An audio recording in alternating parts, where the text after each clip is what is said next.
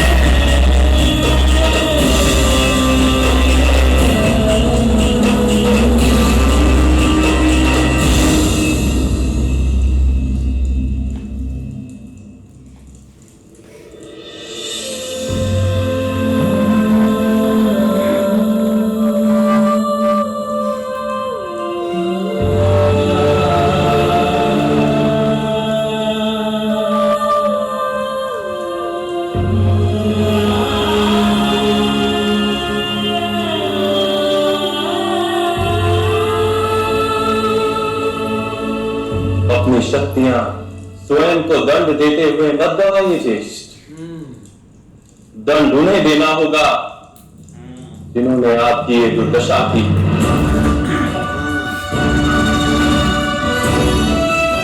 जिन्होंने मेरी सखी के सम्मान को ठेस पहुंचाने की चेष्टा की। 5 पांडवों की पत्नी के साथ जब ऐसा दुष्कर्म हो सकता, तो सामान्य स्त्रियों की क्या स्थिति होगी दुर्योधन के राज्य में? कल्पना कीजिए।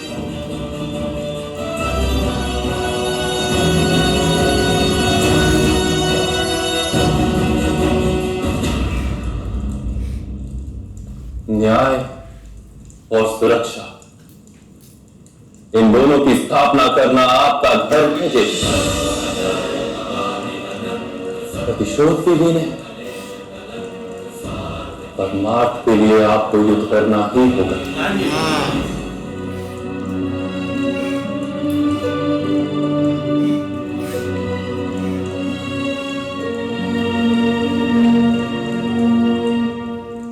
तुम्हारे चूड़ामणि के 5 पत्थर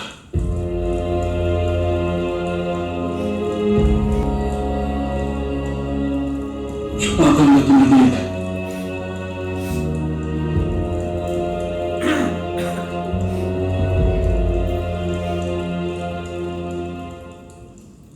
परंतु मैं चूड़ामणि में धारण मत कर। तुम्हारा पूर्ण जब तक युद्ध पूर्ण न हो जाए, ना ही अपने केश बांधना, ना ही सिर पे चूड़ामणि धारण करना।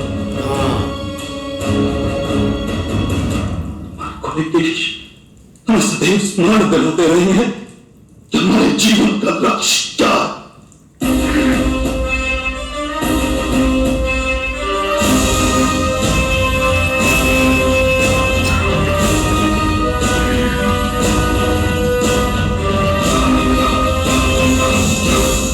अगर ये आपका वचन है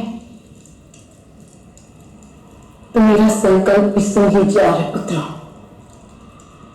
जब तक दुशासन की छाती के रक्त से मैं अपने केश नहीं धोती, तब तक मैं अपने केश नहीं बांधूंगी, नहीं बांधूंगी।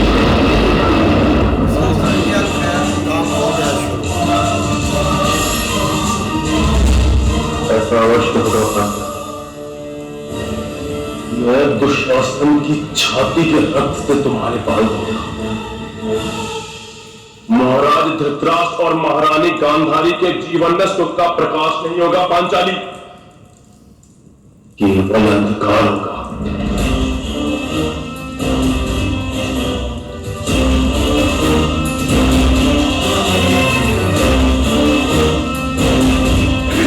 देश प्रार्थना के कुछ करने वाले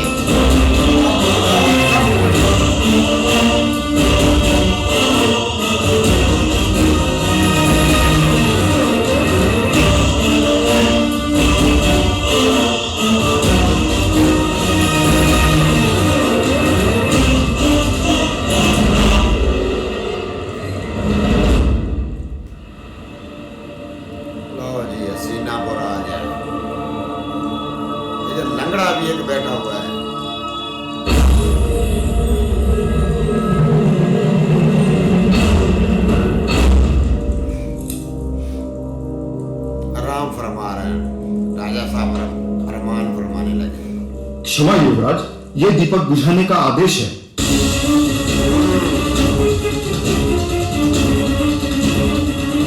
दीपक बुझाने का आदेश? जी युवराज, महारानी का आदेश है कि आज समस्त हस्तिनापुर में अंधकार रहेगा।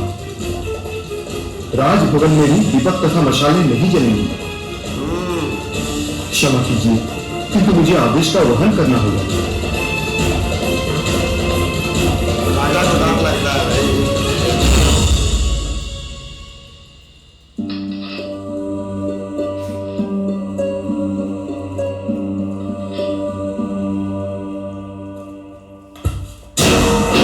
माता, ये किस प्रकार का आदेश दिया आपने? सामने सारे भवन के दिए और मशालें क्यों बुझाए जा रहे हैं? मूर्ख। ये मूर्ख क्योंकि हस्तिनापुर अंधकार में घिरा हुआ है आज दुर्योधन। किसी को अपना भविष्य नहीं दिखाई दे रहा है। सब अंधकार में ठोकरे खा तो रहे हैं। कोई जानता ही नहीं है कि अंधकार है। ये लग रहा अपनी बाल कर लेकर आ गया भाई।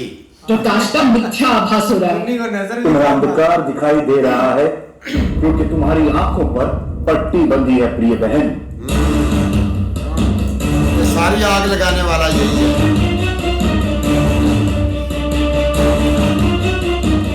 वास्तव में आज हस्तिनापुर में सद्भाग्य का प्रकाश है। इन्होंने बंद कर दी पूरे राष्ट्र में दीपावली घोषित करनी चाहिए। जय आपको सौभाग्य दिखाई दे रहा है। किस प्रकार?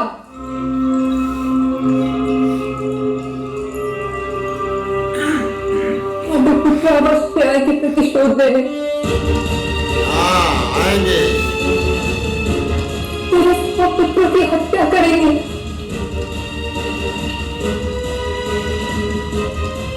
किंतु मेरे मन की स्थिति आप किस प्रकार जान पाएंगे? आपके हृदय ने तो सदा ही महत्वाकांक्षा को जाना है।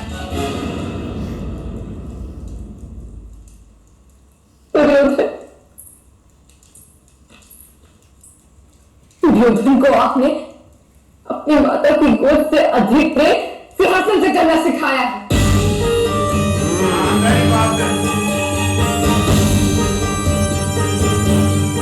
मैं जानती कि आपने मेरे पुत्रों को बहुत स्नेह दिया है, कोई आग लग जाएगी बालों को। किंतु आप ही के स्नेह का परिणाम है कि दुर्योधन आपके हाथ के लिए धर्म पर धर्म कर रहा है। इसने करवाया सारा कुछ। एक बार मेरा प्यार किया होता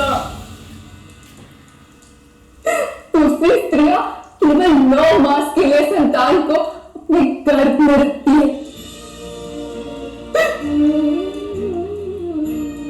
मैं भी 2 वर्ष तक उन्हें अपने गर्भ में रखा।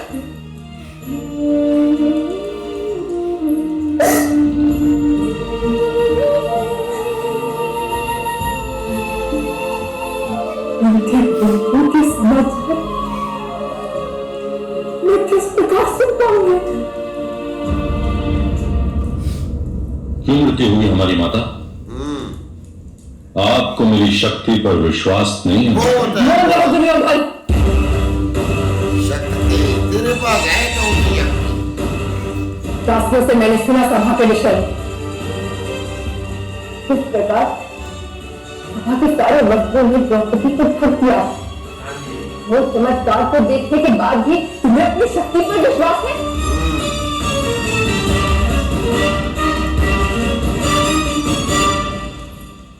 द्रौपदी का श्राप मेरे कानों में अब भी गूंज रहा है। ये श्राप है या किसे द्रौपदी का? दुर्योधन को उसके पापों का दंड अवश्य मिलेगा। महाराज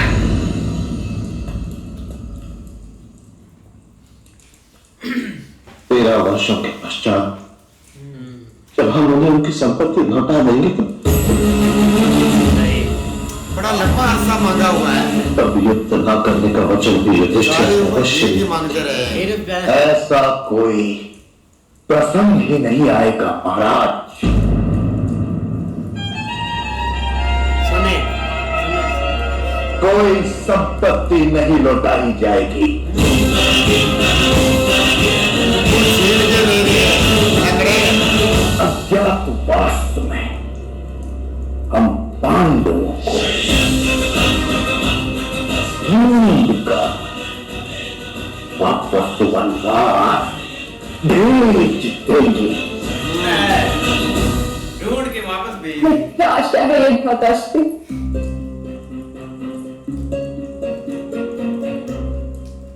रहने दे। कौन रहा है प्रतिशत? वो अभी आ रहे हैं, बेफिक्र हो जाओ। हाँ बिल्कुल यार, ये 13 साल तो बहुत दूर है। अभी से ही फिर से एक शकुनी ने बड़ा लंबा अरसा उनको बता दिया है। 12 साल गुजरेंगे, 13वां साल आएगा, तलाश करके फिर 12 साल के लिए भेज देंगे। इसी तरह चलता रहेगा। शकुनी इधर भाई अपना मौज मस्ती करेगा। क्या बात है यार, ये ऐसे शकुनी ने भाई तब सोचा भी ऐसे ही था सभा में कि मैंने तो ऐसे कर लेना है, इधर से कम हमारा जो है ना जान अभी तक तो छूटे। लेकिन मुझे लगता है कि इस चीज़ का ना बहुत मतलब कि आगे काम खराब होगा। उनके अंदर बहुत एक ना मतलब कि आग भड़क रही है सबके अंदर। भाई कृष्णा जी उस वक्त थे नहीं यहाँ पे हस्तिनापुर में, वो होते तो वो इतना धर्म होने नहीं देते। तो ये जो कह रहा है भामा शकुनी बात कर रहा है कि जब वो 13वां साल आएगा तो फिर हम इनको ढूंढ के वनवास के लिए भेज देंगे। कृष्णा जी ऐसा होने ही नहीं देंगे। 13 साल मुकम्मल हो लेने दो, ये हस्तिनापुर की ईंट से ईंट बजा देंगे वो पांचों भाई। आ तो लेने दो, आपसे निबड़ लेते हैं शकुनी साहब लंगड़े। भाई वो भी तैयारी तो कर रहे हैं और फुल जलाल में हैं, लेकिन ये इधर पहले ही मरने वाले हुए हैं। तो मामा शकुनी जो है वो जो है चिराग बुझा रहे हैं, वो लंगड़ा अपना चिराग आप खुद ले आया है जला के। तो वो कह रहा है किसी की परवाह ही नहीं है, 12 साल रहेंगे, 13वें साल बाद में उनको ढूंढ लूंगा और वहां से उनको फिर वापस कर। सबसे पहले दुष्ट पहली गलती तो हो गई जो होनी थी लंगड़े। अब जिस दिन तू उनके सामने आ गया, तू किसी को बताने नहीं आएगा कि वो 12 साल बाद 12-13 साल और बाहर रहेंगे। 11वें साल गंदार बात वो तुझे सबसे पहले मारेंगे ताकि तू किसी को बताने के काबिल ही न रहे। तो जैसे दुर्योधन ने भाई बोला है अपनी वालदा को कि मुझ में कौन सी शक्तियों की कमी है, तेरे में सिर्फ हया की कमी है, बाकी शक्तियां तुझ में पूरी हैं, बगैरतों वाली। हाँ वो सारी शक्तियां तुझ में हैं। लेकिन जो शक्ति होती है ना किसी बहादुर इंसान के अंदर, वो तो उसके तो नजदीक से भी नहीं गुजरा। उधर तू मामे के झोली में बैठा था, तू अपने माँ बाप की नहीं सुनता, तो तेरे पास शक्ति कौन सी आएगी? शक्ति तो उसके पास होती जिसके पास माँ बाप की जो अपना खिदमत करता है। तेरे पास शक्ति कहाँ से आएगी? तू ना अपने किसी का, ना मामे का, ना माँ का, ना बाप का, किसका है तू? किसी को मानता है? शुरू हुए हैं वो जिसने इनको भाई पैदा करने को वो सारे इकट्ठे किए थे, उसने कहा था ना इनको ऐसा करो, ये पैदा होंगे तो ये हस्तिनापुर बर्बाद हो जाएगा। जाहिर बात है वो उनकी बात सही के बारे में कहा था उन्होंने। ये इसी इनके बारे में कहा था। तो एक भाई इनका अच्छा वो बोला भी था, वो बोला भी था कि ये काम मत करो। ये जो आप इस लड़की के साथ ज्यादती, द्रौपदी के साथ ज्यादती कर रहे हो, ये नहीं करो। इन्होंने बोला था तुम्हें क्या पता है। चलो वो कर्ण बोला था उस टाइम, वो दुष्ट वो जो था ना। नहीं इसका भाई दुर्योधन का बोला था, या वो पतला था। ओ भाई कर्ण बोला था, कर्ण भिखारी बोला था, उसने कहा था कि वस्त्र हो या ना हो क्या लाभ है। लेकिन भाई जो इधर अपना भीम ने जो वचन लिया है ना, वो दुशासन की भाई अब खैर नहीं है कि जो उसने भाई कह दिया कि मैं उसकी छाती चीर कर उसके रात से भाई अपना द्रौपदी का जो बाल है ना वो बदलूंगा।